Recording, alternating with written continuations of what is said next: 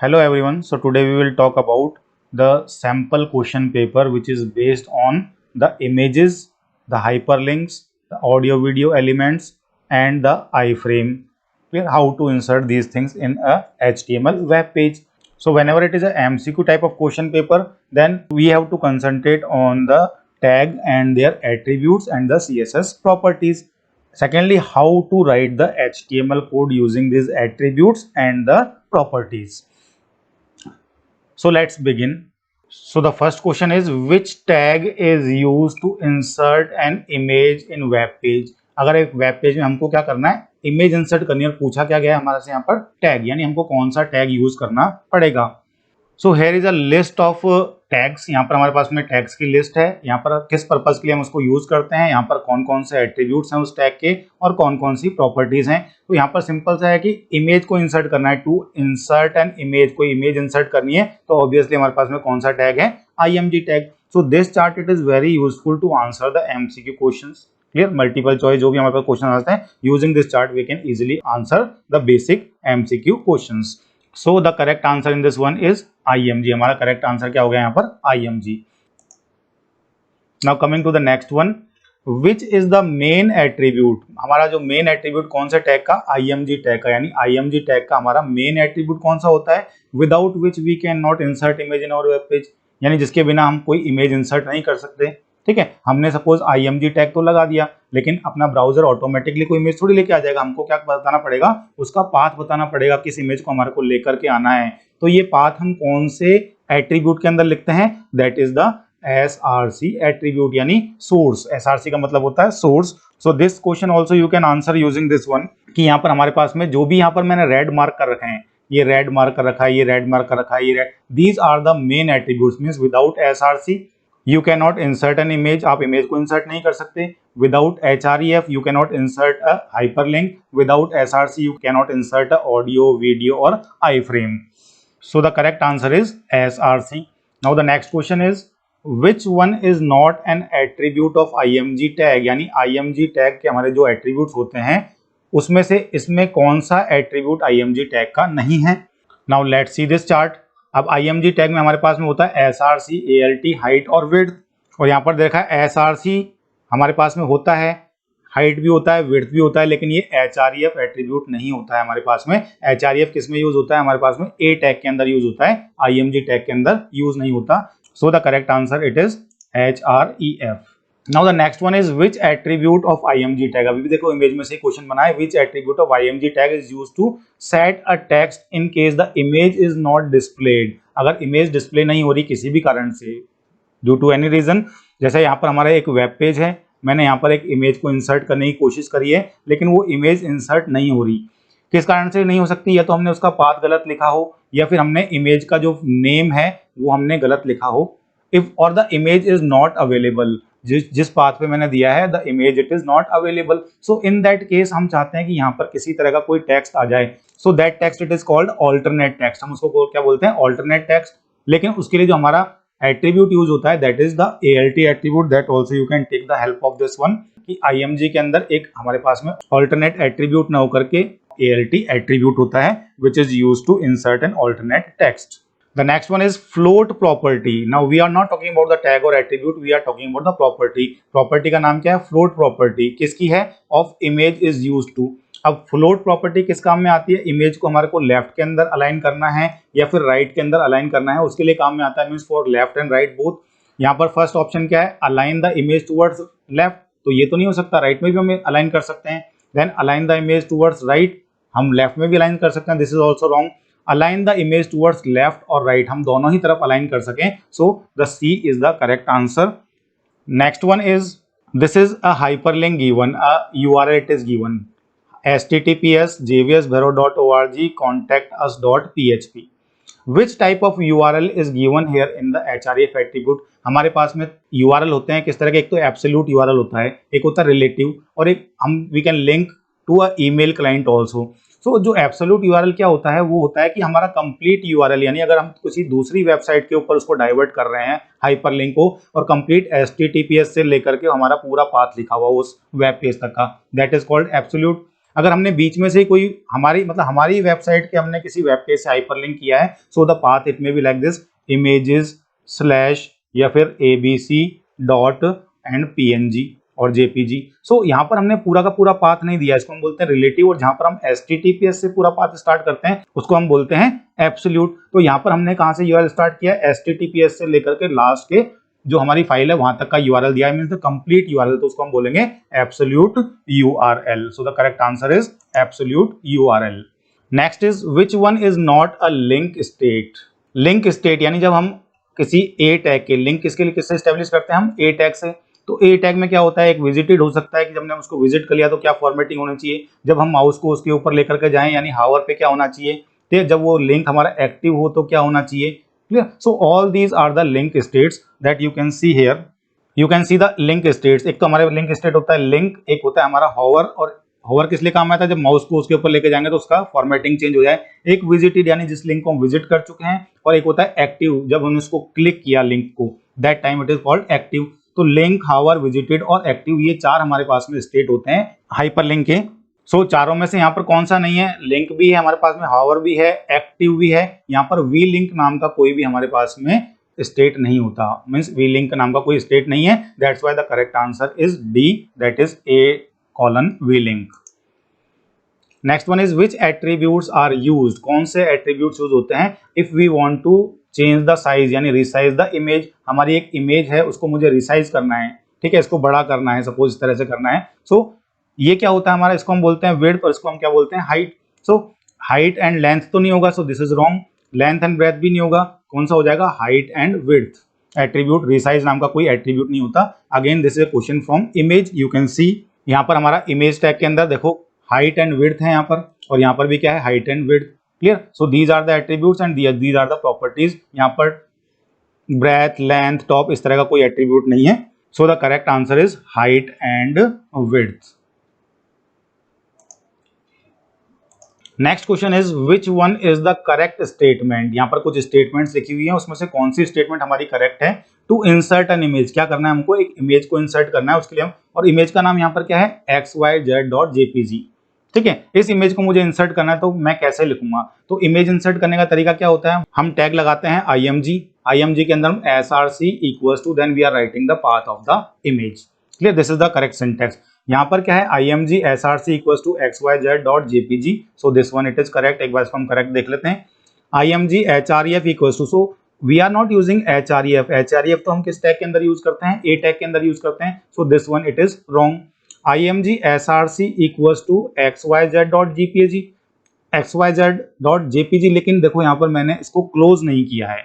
सो ये दोनों हमारे को आइडेंटिकल दिख रहे हैं, लेकिन दोनों में डिफरेंस क्या है, यहाँ पर मैंने इसको क्लोज किया है लेकिन यहाँ पर इसको क्लोज नहीं किया है। So this one is also wrong. Second, we are not writing in the bracket, we are writing in the angular bracket. So this one it is also wrong. तो हमारा करेक्ट आंसर कौन सा हो गया, A is the correct answer. Now next one is A tag stands for. अब A का मतलब क्या होता है, ए टैग हम क्या करते हैं, हाइपरलिंकिंग के लिए यूज करते हैं। हमने हाइपरलिंक अगर एस्टेब्लिश करनी है तो हम ए टैग को यूज करेंगे, लेकिन इसका फुल फॉर्म क्या होता है, a tag does not stand for animation और एब्सोल्यूट और अटैचमेंट। ए टैग का मतलब होता है हमारा anchor. Clear, you can see here that a tag it stands for the anchor. So the correct answer is anchor. Now next question is dash attribute of audio tag. Now we are talking about the audio tag. Plays the audio file automatically when the web page is loaded. यानी जैसा ही हमारा web page पूरा का पूरा load हुआ तो जो भी हमारी ऑडियो फाइल है उसके अंदर वो ऑटोमेटिकली प्ले हो जाए। तो यहाँ पर अगर आप ऑडियो टैग में देखेंगे तो हमारे पास में मेन एट्रीब्यूट होता है SRC, एक होता है कंट्रोल्स, एक होता है ऑटो प्ले और एक होता है लूप। तो SRC यानी ऑडियो का पाथ के लिए होता है, कंट्रोल्स जो होता है कि उसके ऊपर कंट्रोल्स प्ले पॉज के दिखने चाहिए नहीं दिखने चाहिए। सो ऑटो प्ले ऑप्शन किस लिए होगा, ऑटो प्ले करवाने के लिए, और लूप जो होता है वो क्या करता है, बार बार उसको रिपीट करवाने के लिए, अगर खत्म हो जाए हमारा ऑडियो वापस से रिपीट हो जाए। सो यहाँ पर हमारे पास में ऑटो तो हो नहीं सकता, ये कोई एट्रीब्यूट नहीं है, स्टार्ट नाम का भी कोई एट्रीब्यूट नहीं है, लूप एट्रीब्यूट रिपीट करने के लिए काम में आता है। So the correct answer is auto play. Now next question is which of the following specifies the color। क्या करना है हमको, कलर स्पेसिफाई करना है, कलर ऑफ अ लिंक, किसी लिंक का कलर हमको स्पेसिफाई करना है। किस कंडीशन में, कौन सी स्टेट में? When the mouse pointer points or is brought over the link. Suppose ये हमारे कुछ लिंक लगा हो, जब हम माउस को इसके ऊपर लेके आएंगे तो इसका हमारा कलर चेंज हो जाए, फॉर्मेटिंग चेंज हो जाए। तो अभी थोड़ी देर पहले मैंने क्वेश्चन में बताया था कि वो कौन सी प्रॉपर्टी होती है? हॉवर प्रॉपर्टी होती है। So the correct answer it is hover.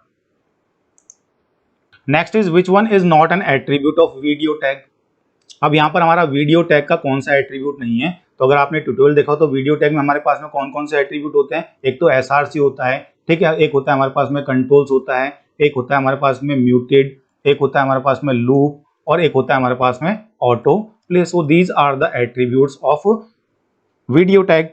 You can see it here कि हमारे पास में जो वीडियो टैग के कौन कौन से एट्रीब्यूट्स हैं, ये हमारे एट्रीब्यूट्स हैं। Clear? SRC, controls, auto play, height, width, loop, muted. अब यहाँ पर देखें तो हमारे पास में एसआरसी भी होता है एट्रीब्यूट, कंट्रोल्स भी होता है, हाइट भी होता है, लेकिन देखो यहाँ पर थोड़ा सा कंफ्यूज करने के लिए क्या दे दिया? एसआरसी की जगह हमने दे दिया एससीआर। सो दिखने में दोनों एक जैसे लग रहे हैं। क्लियर? तो whenever you are solving the MC question papers, be vigilant about all these things कि ये एसआरसी है और ये एससीआर है। So the correct answer is SRC means source. Now the next question is ahref equals to images colon hertz.jpg which type of URL it is। ये किस तरह का URL है जो हमने href के अंदर लिखा है? देखो URL की बात करें तो पार्शियल नाम का कोई URL नहीं होता, पार्शियल URL ईमेल होता है, लेकिन ईमेल के अंदर हम क्या करते हैं? @ का साइन लगाते हैं। यहाँ पर कहीं पर भी @ का साइन नहीं है, so that's why it is also wrong. अब कंफ्यूजन है हमारा रिलेटिव और एब्सोल्यूट के बीच में। तो अभी एक क्वेश्चन आया था एब्सोल्यूट URL वाला, मैंने बताया था एब्सोल्यूट URL जो होते हैं वो कहाँ से शुरू होते हैं? HTTPS या HTTP से शुरू होते हैं। Means the complete path that is a URL to some other website. ठीक है, so the absolute URL it starts from HTTPS। यहाँ पर ये HTTPS से स्टार्ट नहीं है, so the correct answer is the relative URL। Now next is if you want to display more than one HTML document or web pages in one browser, यानी एक हमारे पास में ब्राउजर है या वेब पेज है, इसके अंदर मुझे क्या करना है? यहाँ पर एक वेबसाइट दिखानी है, यहाँ पर एक वेब पेज लगाना है, यहाँ पर कोई दूसरा means multiple web pages if we want to embed, हमारे इसके अंदर हम एम्बेड करना चाहते हैं। So what we are using, you can see हम क्या कर सकते हैं? इनलाइन फ्रेम्स को यहाँ पर इंसर्ट करते हैं, उसके लिए कौन सा टैग लगाएंगे? आई फ्रेम टैग लगाएंगे। सो the correct answer is I frame. यहाँ पर देखो आई फ्रेम्स भी लिखा हुआ है, लेकिन आई फ्रेम्स नहीं होता, क्या होता है हमारे पास में? Iframe. The next question is dash attribute of a tag. हम ए टैग की बात कर रहे हैं। Contains the address of the file, web page और वेबसाइट, जिससे हमको क्या करना है? लिंक करना है, want to establish a link. तो हाइपर लिंक के लिए हम क्या यूज करते हैं? ए, और उसके अंदर मेन एट्रीब्यूट क्या होता है हमारा? href, जिसमें हम क्या लिखते हैं? एड्रेस लिखते हैं किसी वेब पेज का या फिर किसी फाइल का, जिसको हम बोल सकते हैं URL या हम बोल सकते हैं path. So like this we are writing the A tag. So which one is the correct attribute? That is the href। तो यहाँ पर SRC नहीं होता, इसको अगर आप देखेंगे फर्स्ट टाइम तो ये आपको href लगेगा, बट ये href नहीं है, that is HERF। So this one is also wrong, this is href। So the correct answer is HREF। Now the next question is internal linking. मैंने बताया था दो तरह की लिंकिंग होती है, internal linking, external linking. So internal linking in HTML refers to, internal linking में हम क्या करते हैं? सपोज हमारे पास में ये एक वेब पेज है, यहाँ पर हमारे पास में एक लिंक है, मैंने जब इस पर क्लिक किया तो उसी वेब पेज के हमको किसी दूसरे सेक्शन के ऊपर वो क्या करा देता है? जंप करा देता है। Means we are hyperlink to some other section of the same web page, that is called internal linking. So here the options are one section of a web page is linked with another section of the same web page. So this one it is right. यहाँ पर देखा a web page is linked with another web page, that is called external linking. So this is wrong. A web page is linked with another website, that is also a type of external linking. A web page is directed to email client, that is also a type of external. Clear? So the correct answer is A, one section of a web page to another section of the same web page. Okay. Next is which tag is used to insert a hyperlink in a web page? Very simple question कि hyperlink insert करना है तो H tag तो होता नहीं है, hyper नाम का भी कोई tag नहीं होता, link नाम का भी हमारे पास में कौन सा tag होता है? A tag, जिसको हम बोलते हैं anchor. So the correct answer is A. Next one is internal CSS return inside. मैंने CSS ट्यूटोरियल में बताया था कि तीन तरह की हमारे पास में CSS होती हैं। एक तो होती है हमारे पास में इनलाइन, एक होती है हमारे पास में इंटरनल, और एक होती है हमारे पास में एक्सटर्नल। क्लियर। तो इनलाइन CSS तो हम उसी टैग के अंदर लिखते हैं जिस टैग के लिए हम वो CSS लिख रहे हैं। सपोज P टैग के लिए लिख रहे हैं तो वो P को इफेक्ट करेगी, यानी उसी P को इफेक्ट करेगी जिसमें हमने अंदर P टैग के अंदर। Means inline CSS is written inside the opening tag. Internal CSS में हम क्या करते हैं, इंटरनल CSS में हम अलग से एक टैग बनाते हैं, that is called the style tag. उसमें हम CSS लिखते हैं and then we close the style tag. और एक्सटर्नल CSS में हम अलग फाइल बनाते हैं। तो यहाँ पर बॉडी के अंदर तो हम CSS नहीं लिखते, हम किस में लिखते हैं, स्टाइल में, टाइटल में भी नहीं लिखते, टेबल के अंदर भी लिखते हैं। सो the correct answer is what, the correct answer is style. Now the next question is which one is correct CSS statement. मैंने CSS लिखने का तरीका बताया था। सबसे पहले हम क्या लिखते हैं, एलिमेंट का नाम, ठीक है, एलिमेंट, या फिर हम उसको बोल सकते हैं सेलेक्टर।